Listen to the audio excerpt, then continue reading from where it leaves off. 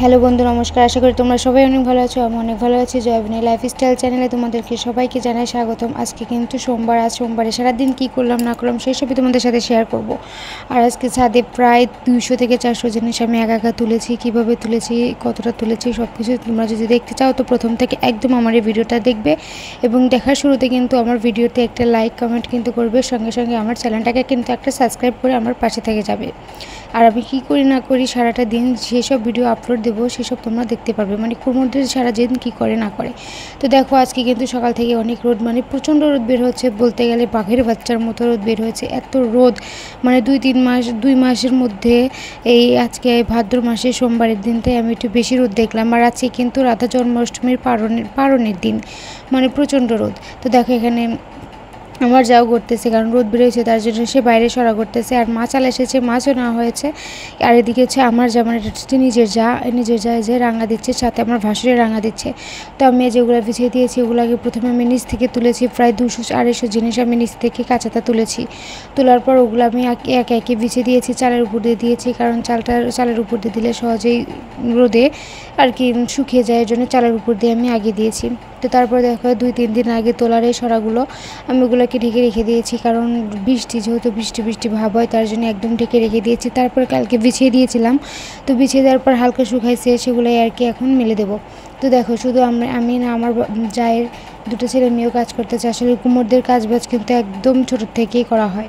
যেমন আমার মেয়েটাই ধরুন একটু হলেও কিন্তু কাজ করে, যেমন ধরেন একটু ঝাঁপিয়েও দেয়, আবার বিছিয়েও দেয়, একটু হলেও কিন্তু কাজ করে। ওর বয়স কিন্তু বেশি না, মাত্র 2 বছর বয়স, তবুও কিন্তু সে কাজ করেই। তো আমাদের কুমোরদের ছেলেপেলেরা ছোটোর থেকে শুরু করে কাজবাজ করতে।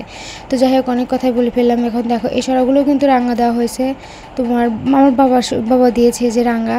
তো তারপর এগুলোকে তার আগে আমি বিছিয়ে দিচ্ছি, কারণ তারাই বিছিয়ে দিত, কিন্তু তারা গেছে ভুঁইয়েতে, মানে আমার বাবা গেছে ভুঁইয়েতে ধান খেতে একটু বীজ দিতে। তার জন্য আর কি আমি দেখলাম যে যেহেতু অনেক রোদ বেরোচ্ছে, প্রচণ্ড রোদ বেরোচ্ছে, তাহলে আমি সকাল থেকে সবগুলো বিছিয়ে দিই, তাহলে তাড়াতাড়ি শুকিয়ে যাবে আর রাঙিয়ে দিয়েও ঘরে তোলা যাবে, তাহলে আর অতটা অসুবিধা হবে না।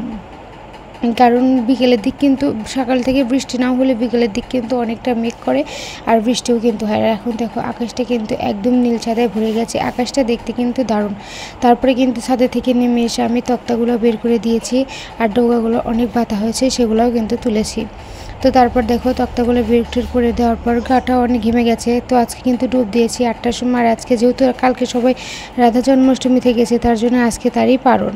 তো পারণ করার জন্য সবাই মিলে একসাথে গেছে, আর আমার শাশুড়িও যেহেতু থেকেছে, তাই সবাই মিলে একসাথে রান্নাবান্না করবে, তো সেখানেই খেতে যাব।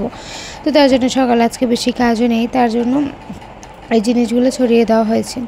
তো খুব সকালে ডুব দিই নেই, এর জন্যে আর কি। তো দেখো ডুব দেওয়ার পর আমি চান করার পর আমি সিঁদুরটাও পরে নিয়েছি, কারণ ভেজা চুল আঁচড়াতে একটু সুবিধা হয়, তার জন্য আমি চুলটা ভেজা থাকতে বেশি আঁচড়াই। আর আমি যদি শুকনো চুলে আঁচড়াই তো একদম ছিঁড়ে যায়। দেখো আমার মেয়ে এখানে পুজো খেলতেছে, মানে পুজো করতেছে, যেমন পুরোহিতদের দেখে ঠিক সেরকমই পূজা করতেছে। তো ওখান থেকে কিন্তু আমি খেয়ে দিয়ে চলে এসেছি। আর রান্নাবান্না কিন্তু অনেকই স্বাদ হচ্ছিলো, আর অনেক কিছুই কিন্তু রান্না করেছিল, অনেক টেস্টি এবং মজাও হয়েছিল। তো যাই হোক, অনেক খেয়ে দিয়ে এসে এখন দুপুরে রান্না, তারপরে কিন্তু আমি ওখান থেকে খাওয়া দাওয়া করার পর কিন্তু এসে আমি গড়েছি।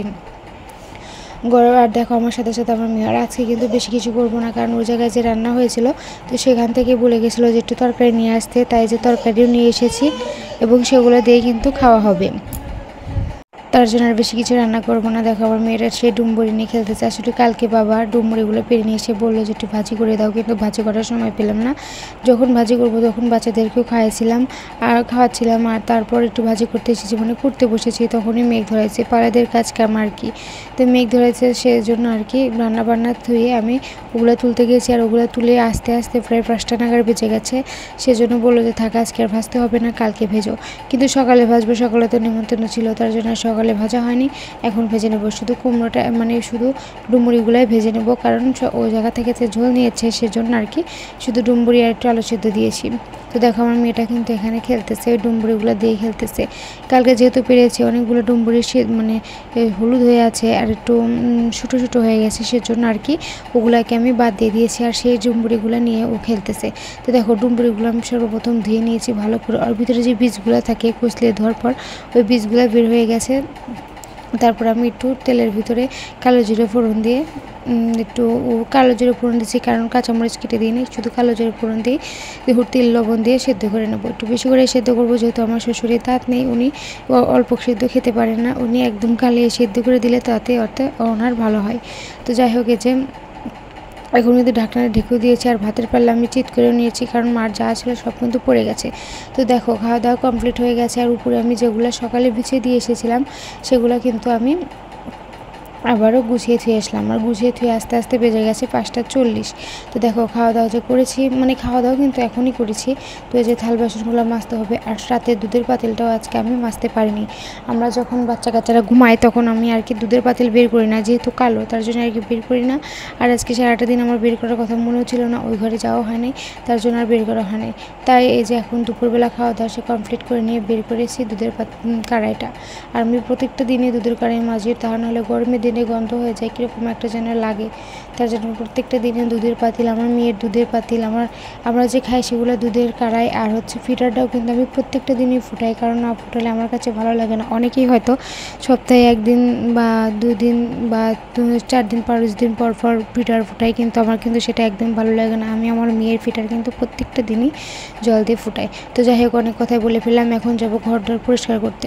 তো দেখো, ঘর দর আমার কি এলোমেলো এবং অগোছালো, একদম দেখতে ভালো লাগতেছে না। আলনাটা শুদ্ধ, আলনার ভিতরে একটা পুরনো প্যান্ট ছিল, সেই প্যান্টটা পরে হয়ে গিয়েছিলো ধানের বীজ দিতে, সেজন্য আর কি পুরনো প্যান্ট তাড়াতাড়ি করে খুঁজতে খুঁজতে আলনাটা একদম এলোমেলো করে রেখেছে। আমি এতগুলো গাছের মাধ্যমে আমি ঘরটাকে ঠিকঠাক মতো গুছিয়ে রাখতে পারি না, তবে চেষ্টা করি, বিশ্বাস করো, তবু হয়ে ওঠে না। যেহেতু আমার ঘরে 2টো বাচ্চা আছে, ওদের জন্য তো একদমই হয়ে ওঠে না, ওরা সবসময়ের জন্য এলোমেলো করে। আমি যদি এদিক দিয়ে র্যাকের ভিতরে জামা কাপড় গুছিয়ে রাখি, তো অন্য দিক দিয়ে ছোটোটা এসে ওগুলো বের করবে, আর বড়টা এসে একটা একটা করে বের করবে, আর বলবে 1 2 3, হয়তো গুনতে পারে না, কিন্তু গোনার চেষ্টা করে। তো দেখো, আলনাটাকে আমার গোছ করা হয়ে গেছে, মাত্র গোছ বলতে কি আমি সেভাবে গোছ করি না, তাড়াহুড়া করে যেটুকু পারি আর কি সেটুকু গোছ করে নিই। তো আমি যে ভয়েস দিচ্ছি, আমার ছেলে মেয়ে দুটাই উঠে পড়েছে, কান্না করতেছে, আমি কীভাবে যে ভয়েস কমপ্লিট করবো ভগবানই জানে। আমার মাত্র কেবল 7 মিনিট ভয়েস ওভার কমপ্লিট হয়েছে, কিন্তু এই ভিডিওটা হচ্ছে আমার 9 মিনিট 17 সেকেন্ড, কিন্তু আমি পারতেছি না। তো যাই হোক, সব কিছুই কমপ্লিট করে নিচ্ছি আস্তে আস্তে। তো আজকে কিন্তু কাজের চাপের কারণে আমি সকালে বাসি বিছনাটাও তুলতে পারি নাই, এজন্য আর কি আমি এখনই বিকালবেলা সেই বাসি বিছনাটাকে কমপ্লিট করে নিচ্ছি। আর বিছানার বালিশগুলো আমি এক জায়গায় জড়ো করে রাখবো না, কারণ এখন তো বেজে গেছে প্রায় 6টা, আর এখন কিন্তু 6:30টার সময়ই আজান দিয়ে দেয়, তার জন্য আর কি আমি একদম বিকালে যেভাবে বিছানাটা পারি আসলে দুজনের জন্য 2 পাশে জায়গা করে নিচ্ছি, নিয়ে বিছানাটাকে পেরে কমপ্লিটও করে নিলাম। তো দেখো, বিছানার ভিতরে এত ময়লা আবর্জনা থাকে, আর আজকে তো সকালবেলা পরিষ্কার করিনি, তার জন্য এখন আরও বেশি, যেহেতু বাসি বিছানা তুলিনি। তো দেখো, কাঁথা মানে সব কালে যেগুলো আমি রোদে দিয়েছিলাম, মানে আজকে তো সেই আজকে রোদে প্রায় 10 মিনিট 20 মিনিটের মধ্যে আমার কাপড় চোপড় কিন্তু সব কিছুই শুকিয়ে কমপ্লিট হয়ে গেছে। তো সেগুলোকে তুলে নিয়ে এসে একে একে ভাঁজ করে নিচ্ছি। তো আমার মনে হয় যে ভয়েস ওভারের মধ্যে তোমরা আমার ছেলে মেয়ে দুটারই কান্না শব্দ শুনতে পাবে, কেন ওরা কান্না করতেছে। এখন রাত বেজে গেছে প্রায় 11টা, ওদের দুজনে এখনই প্রচণ্ড খিদে পেয়ে গেছে, ওরা সেজন্য উঠে কান্নাকাটি করতেছে।